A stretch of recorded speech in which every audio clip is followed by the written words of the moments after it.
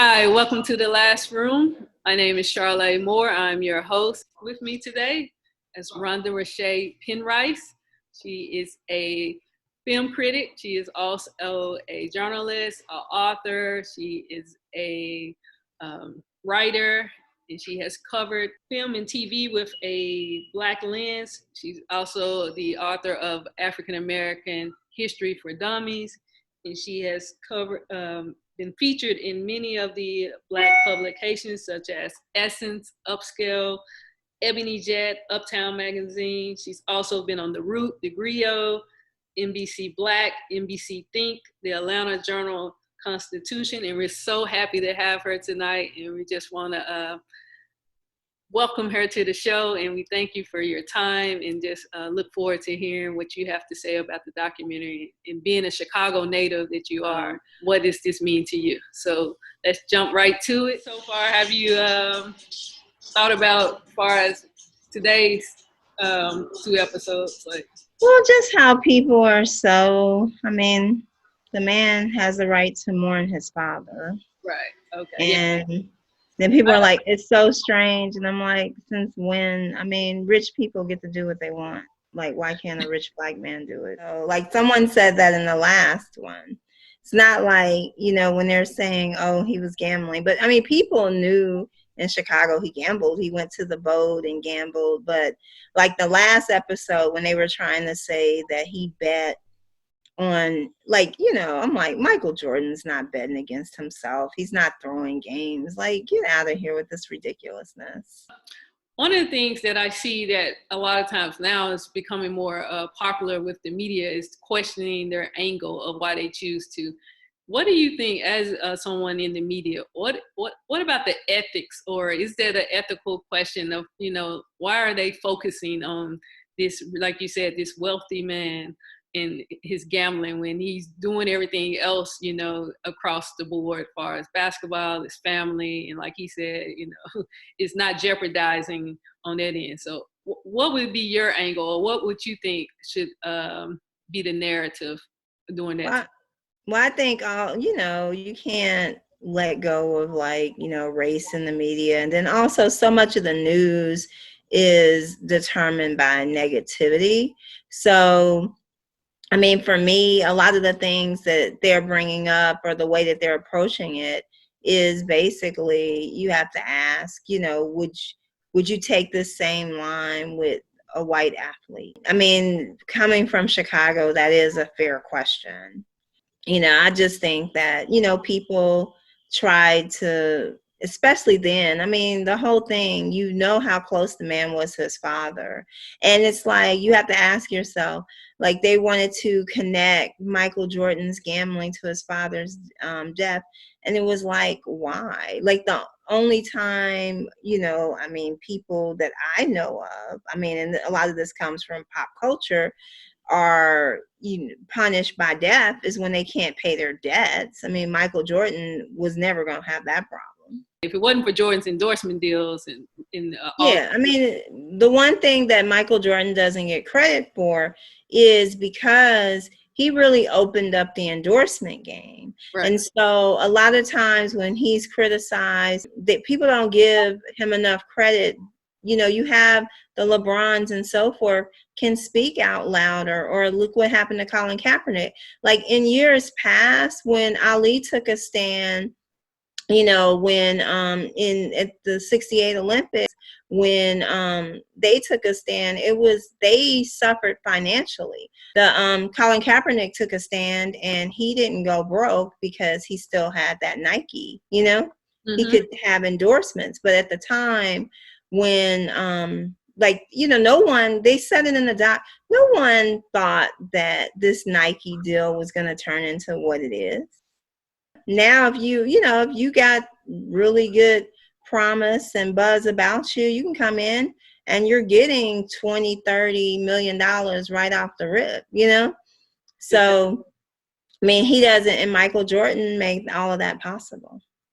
Yeah, he did. And like you said, to his credit, he opened the doors for like the LeBrons and the Pennies and all those, because if you even look pre-Jordan, Magic Johnson, Larry Bird, and none of those stars of the NBA or league faces were making that they made good money for their time, but like people don't understand Magic Johnson, who, I mean, personally, he's my great, but because I remember a time when you didn't even put the ball in a 6'9" guy's hand, let alone let him run the offense. So, you know, just by his size and what he would normally play, he like totally defied the odds. And today in NBA terms, it's like Magic Johnson, only got $25 million. You know what I'm saying? He probably looks back at it now, considering what he's worth now, and looks back and say, wow.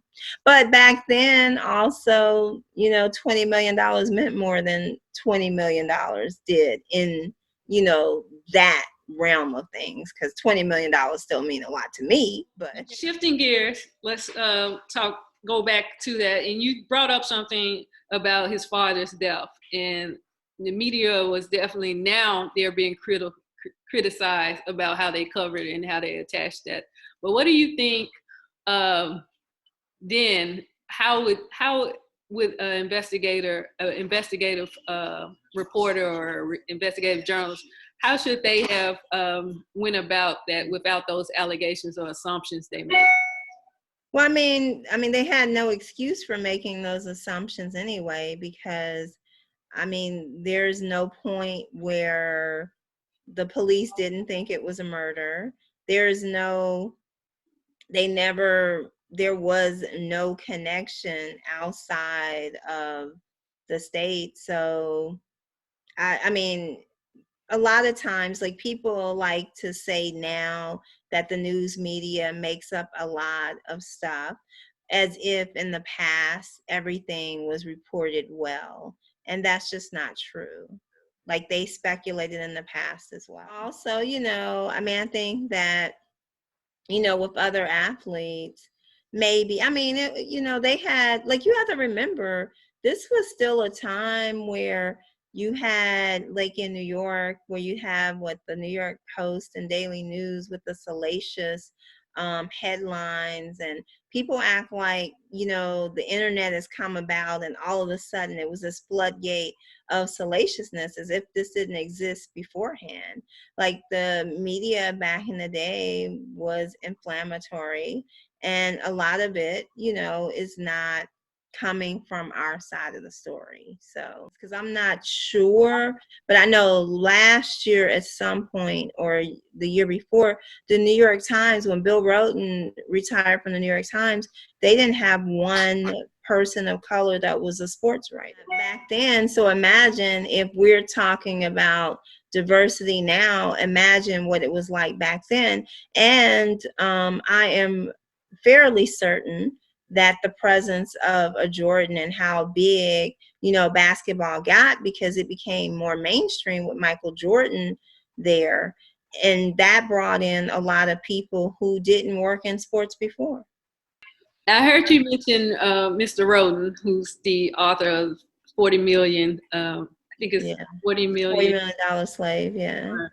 And something that hasn't, to me, been touched upon, and I don't think it would be in this documentary, but is about that complexity of our African American male athletes. And we see who's, besides that, the director of this even documentary is a white man, but we see that the organizations and the management and all the upper leadership is still predominantly white. Yeah. Even to the point that I'm in this episode, I saw that they brought in Tony Kukoc, and he was supposed to be like the white savior for the Bulls when Jordan went out. I mean, it's a complicated thing, but yeah, when they brought that up last week about Tony Kukoc, and someone was like, I said, I'm not saying he wasn't a good player, but he wasn't going to take the mantle from Jordan.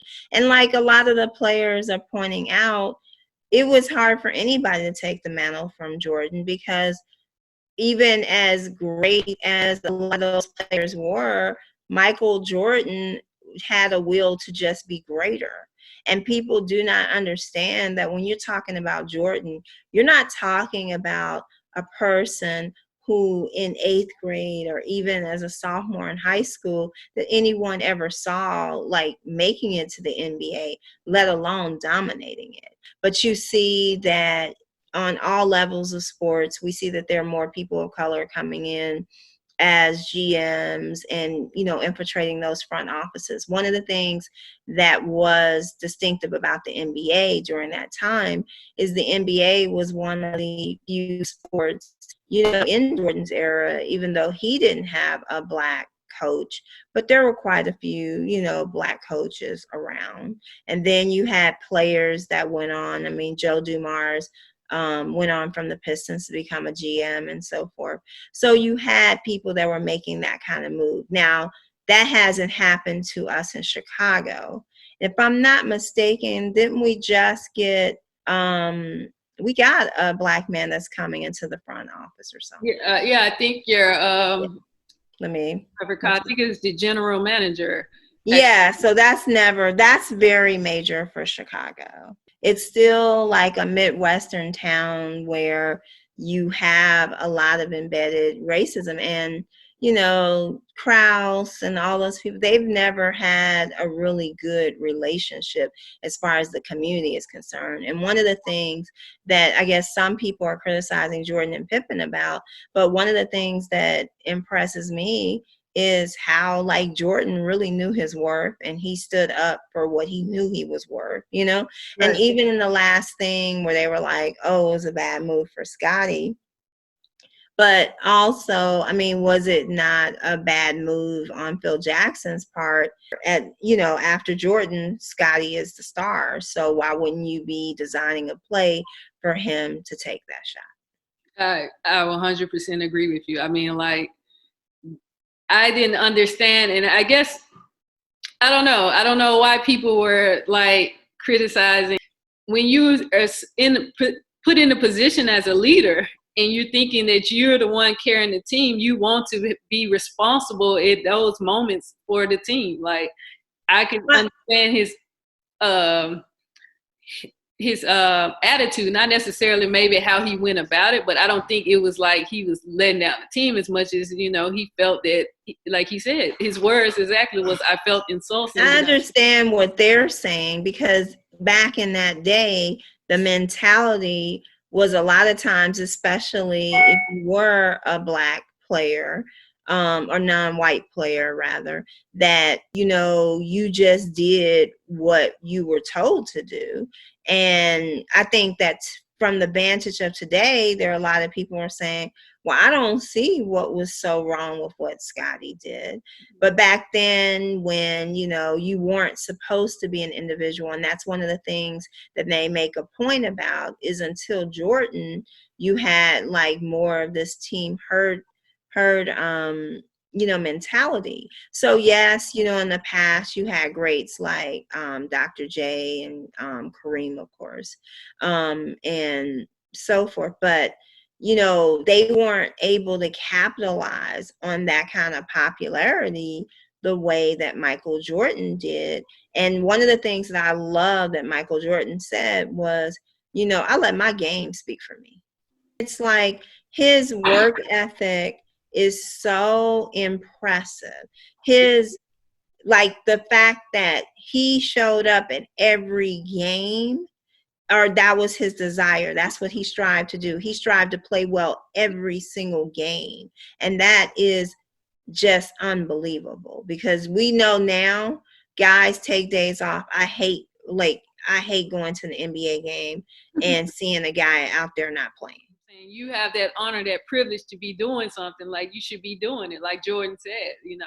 That's why I love it. But see, people go honor and privilege, but for you to make it to this level, yeah, it's beyond that. I mean, you've worked your ass off. When you talk about the NBA, you're talking about guys who were the man. They were the man in high school. They were the man in college. Like, you don't just get to the NBA, and then for you to come into the NBA or any professional sport with all of these people who have been the man their whole life and then be the man over the man. I love when Charles Barkley said that, I played a great game and Jordan was just better. I mean, at the end of the day, it's still your job, Yeah. like it's still your job. And, yes, this is a game that you played all your life and you dream to come into the NBA, but a lot of people don't make it when they get to that level because they don't understand the work part of it.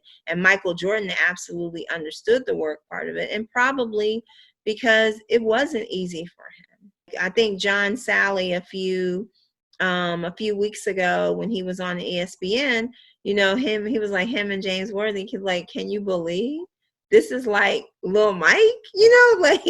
Like no one saw Michael Jordan coming and dominating the NBA. When Michael Jordan was drafted in Chicago, nobody in Chicago saw this coming.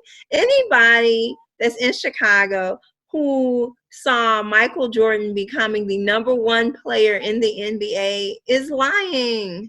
The only person who saw Michael Jordan becoming the number one player in the NBA is Michael Jordan. You really think after, his performances with winning the 2 championships with I'm talking about when he was drafted. Yeah, but I'm saying winning the 2 championships with North Carolina, you don't think that started?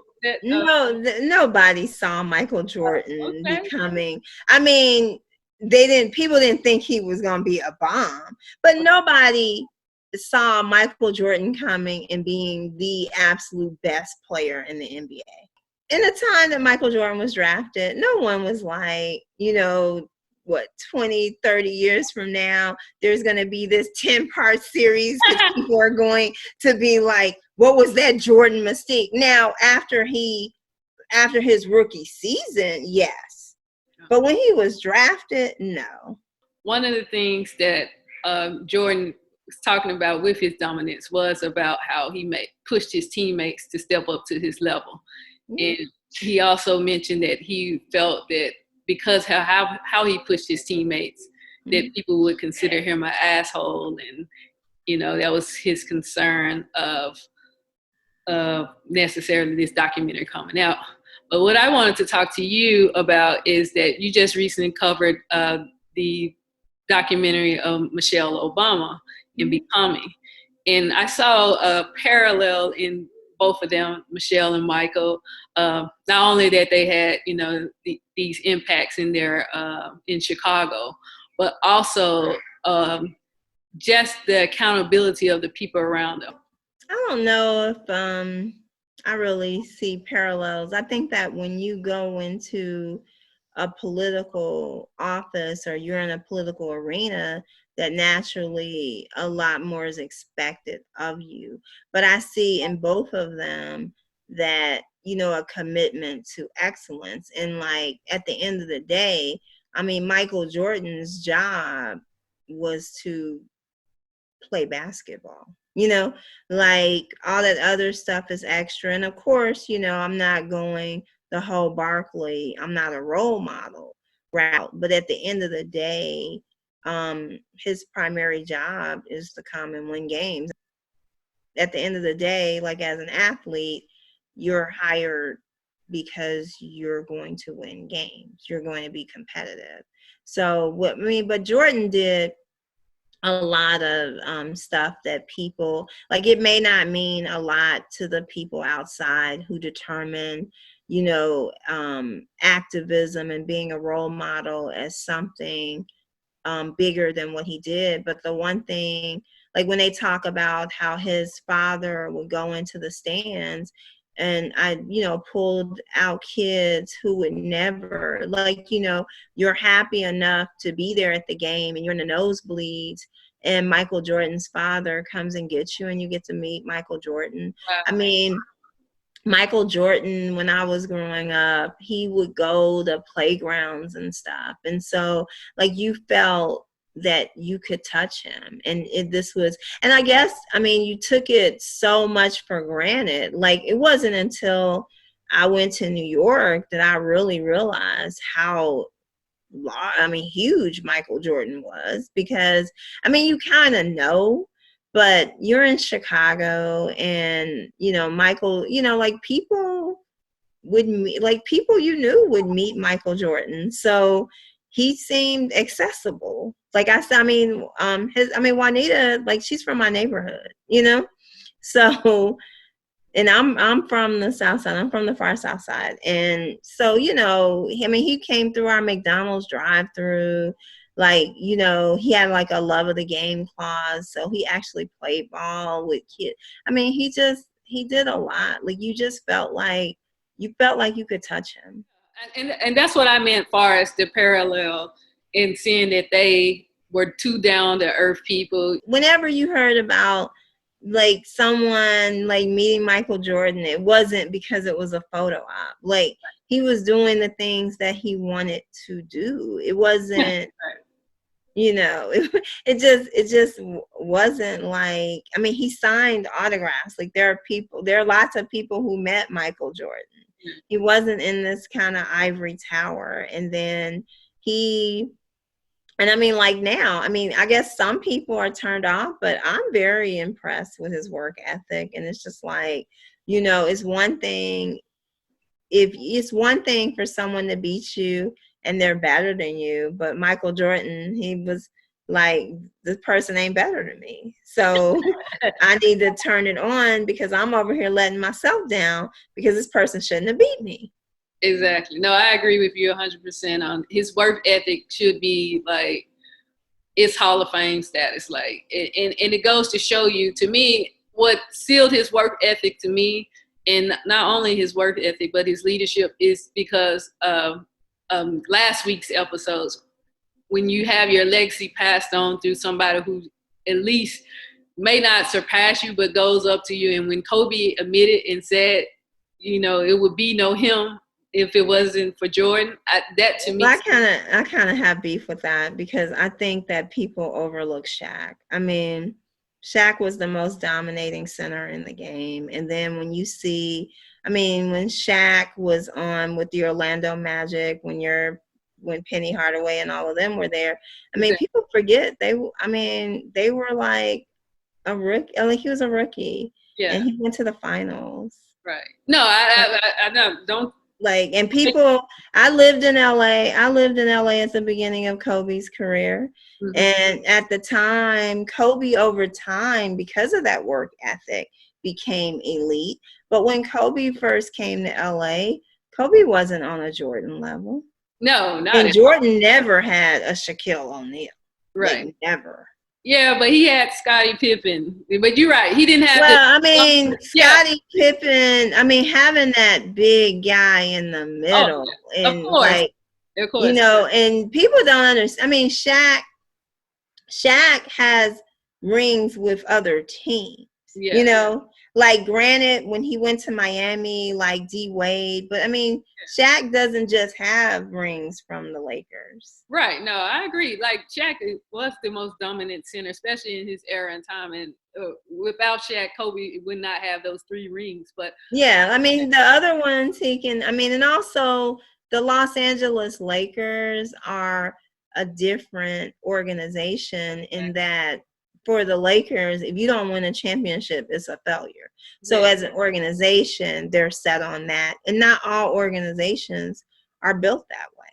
You already see how, how Jerry Krause would rather let his ego get in the way. They probably could have had 10 championships, Yeah. They could have at least, I think most people think they could have at least had 2 more.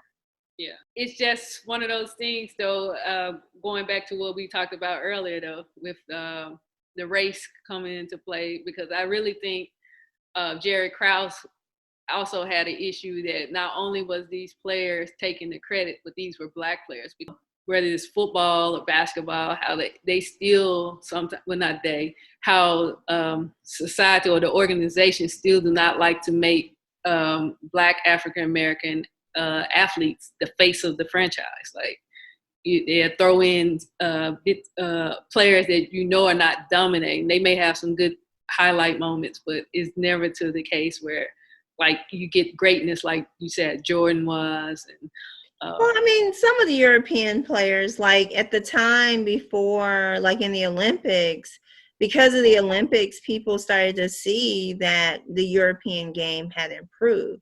Now, I mean, was just absolutely ludicrous to think that Kukoc was as good as Jordan or Pippen.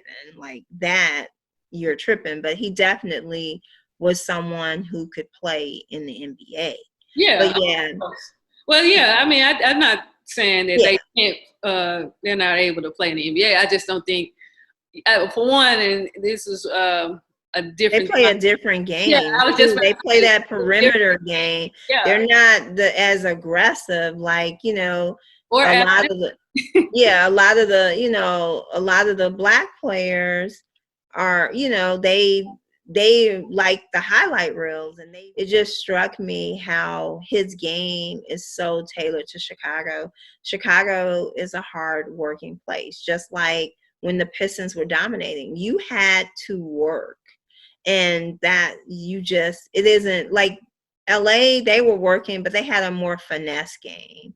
And as great as Jordan was, like, what you're really seeing is it was Jordan's work that was on display. Like his moves were amazing, but like the Lakers moves were like Hollywood. It was like, I'm willing, whatever it takes. Like, and then like he said, I don't see why people have a problem. I never asked anybody to do anything I was not doing.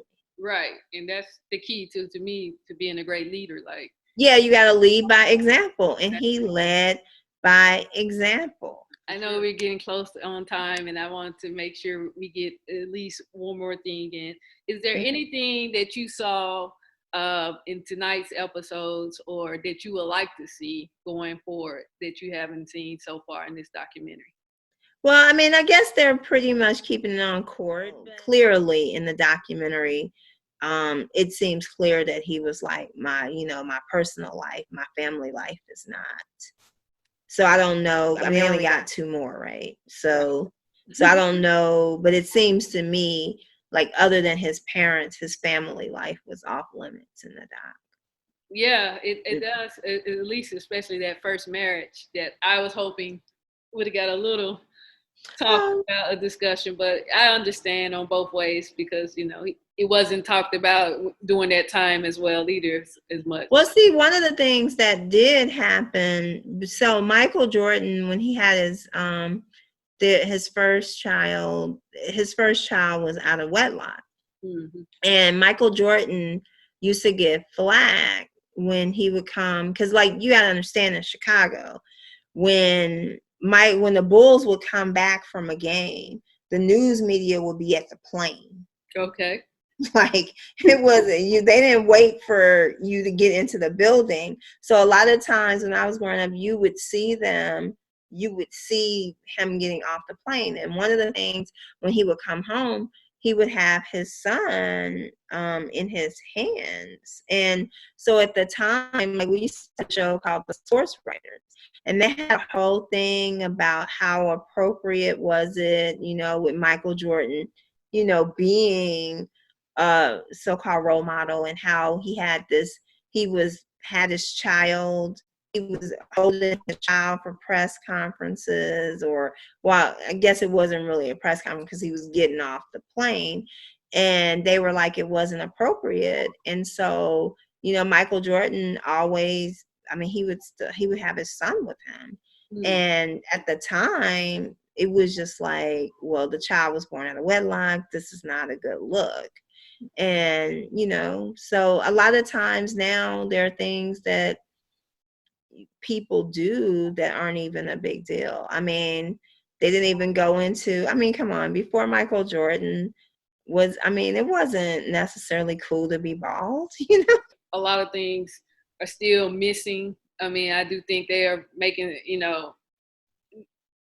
the best with what the time was given, and even for 10 parts, they're covering a lot, and I think a good balance of basketball and somewhat behind the scenes, but there will be some things that I think that we would love to see and know that are just the obvious, and part of that, especially as a Black woman, you just want to see that dynamic But I am glad that we get to see his mother and her influence and impact. But you just know that, you know, even Yeah, if and people are not saying enough about. I mean, you're seeing a man whose parents, like especially, in the 80s and 90s, that's when you still had the narrative of, the Black single homes and so forth. So you didn't really always see a supportive two-parent household out in front. Not to say they didn't exist, but you didn't see them in the mainstream the way you did with Michael Jordan. I mean, his mother and father were very central to his life, and that was something that the news media couldn't avoid. Like they couldn't ignore his parents because they were consistent presence. And so that was not as common back then. and I think that's part of the genius of them. And something I think you've even mentioned even in your book about that, you know, and people don't understand geniuses when they think that they're being uh, assholes or jerks because they have this tenacity and this perseverance and drive that, you know, is just like greatness doesn't come easy. I mean, like, even when people for the Clark sisters, and I'm like, you just think the Clark sisters just sing like this automatically? You have to worry. You have to work for these types of things. It doesn't, yes, we can all have a gift, but if you don't work at your craft and I think that even with Mike Tyson, when they started having his documentary, people were shocked to know and how much he knew about boxing. I'm like, he's one of the greatest to ever do it. Of course he knows about boxing. And with Michael Jordan, like, one of the things that did come out in that Kobe conversation is how much Michael Jordan knows about basketball. That's what I'm like, I think is missing, because people are thinking Jordan is so talented and he's got such athletic ability, but people are missing what you're saying is that he's actually intelligent about the game. Like that's why he knew to work hard and to, maximize his talent, because he's smart and understanding, it takes and even when he said how he had to rebuild his basketball body because to play baseball you need different you need to emphasize different parts of your body in order to excel in baseball. And so, like, people don't even catch stuff like that. No, and well, I think they don't when it comes to, and this is where I'm saying when it comes to Black athletes and particularly Black geniuses, like they don't catch that because they're already creating our natural ability. But to your point, you can have a gift, but you have to develop the craft of that gift. Like it's just going to be a gift, and everybody is gifted in some way. But what separates you is what else do you bring with that? And I know people have said like it's hard work, but to me, it's not just hard work. It's like these people are actually having a mental game about it, especially Jordan. Yeah, because I'm like, nobody. I don't know a professional athlete who distinguished themselves in any way that doesn't work hard. Like even when I have kids, like some of my friends' sons, one of my friends' sons was like he was gonna go to the NBA, and I'm like, okay, cool.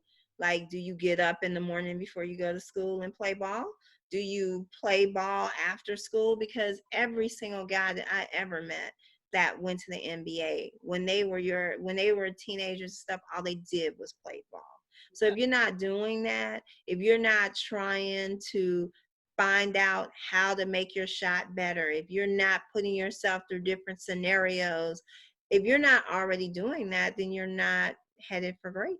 Like, that's what I'm saying, like Kobe and Jordan, they talk about how much basketball they watch, how much they studied people. Oh yeah, they all do. You got to. Yeah. When I was in high school, I used to manage the girls' basketball team.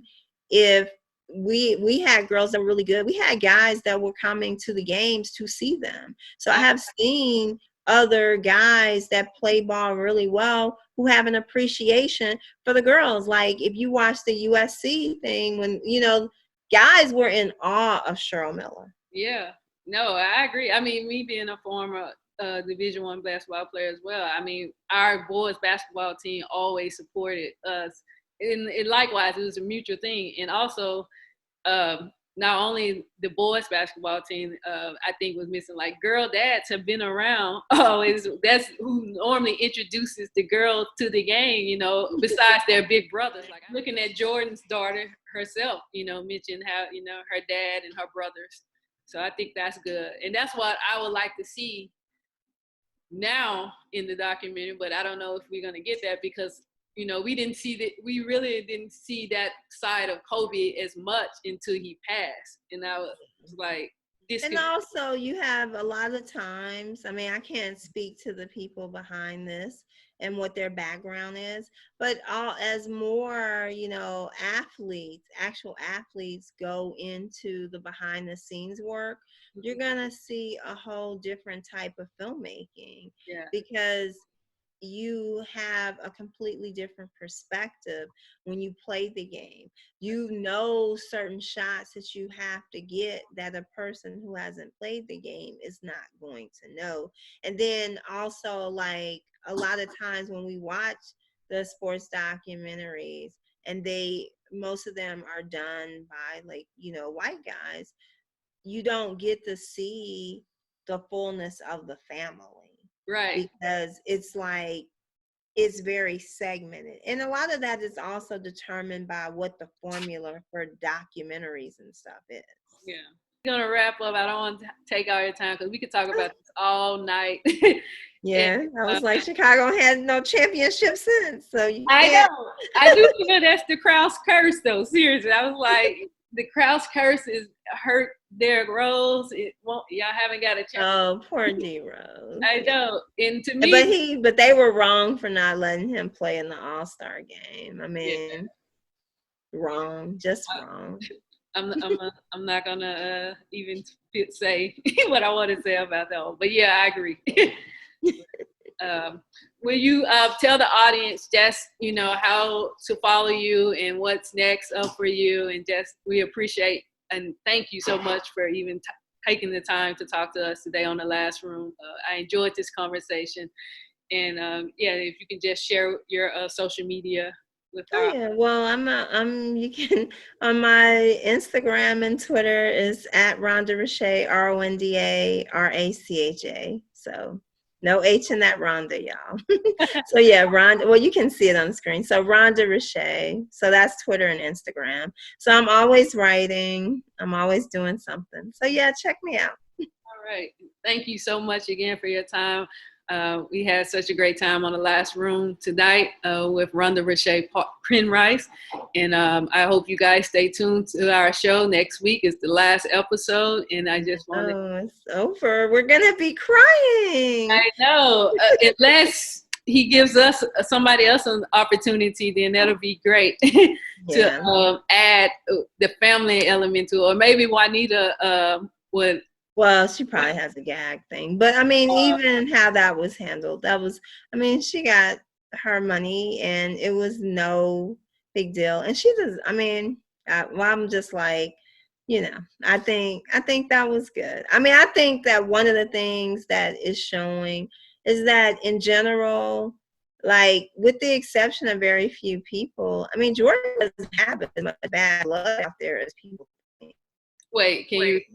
I said Jordan doesn't. I don't think Jordan has as much bad blood out there as people think. Yeah. I mean, his father was there like every step of the way, and when you think, I mean, his father was very young. Right. So this was, I mean, really, truly, like people were just so insensitive. Yeah, and I guess that's probably why it's hard for them to do that. Because you don't know if their heart would be like that for themselves if they can do that for others, because they're not thinking like that. So it's very, they were like, it was not the media's finest moments. I'm like, this ain't nothing new. Right. I was about to say, I don't know how far they've progressed.